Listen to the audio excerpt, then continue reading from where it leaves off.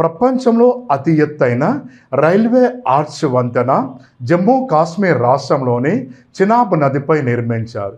దీని యొక్క మొత్తం ఎత్తు 359 మీటర్లు, అనగా ప్యారిస్ నగరంలోని ఈఫిల్ టవర్ కంటే 35 మీటర్ల ఎత్తును కలిగి ఉంటుంది.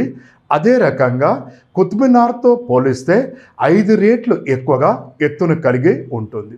ఇది జమ్మూ కాశ్మీర్లోని ఉధంపూర్, శ్రీనగర్, బారాముల్లా రైల్వే లింక్లో భాగంగా దీనిని నిర్మించారు. దీని నిర్మాణం వల్ల జమ్మూ కాశ్మీర్ భారతదేశంతో అనుసంధానాన్ని కలిగి ఉంటుంది. 2025 జూన్ 6 రోజున ప్రధాని నరేంద్ర మోడీ చినాబ్ రైల్వే వంతెనను అధికారికంగా ప్రారంభించారు. దీనిపై మొదటి వందే భారత్ రైలు కాట్రా కాశ్మీర్లో మధ్య ఈరోజు ప్రయాణించింది. దీని నిర్మాణంలో ప్రధాన పాత్ర పోషించిన తెలుగు సివిల్ ఇంజనీర్, ఆంధ్రప్రదేశ్ రాష్ట్రానికి చెందిన ప్రొఫెసర్ మాధవీలత.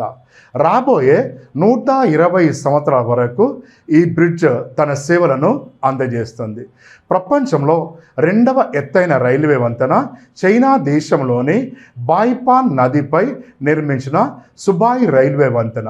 దీని యొక్క ఎత్తు 275 మీటర్లు. Please subscribe.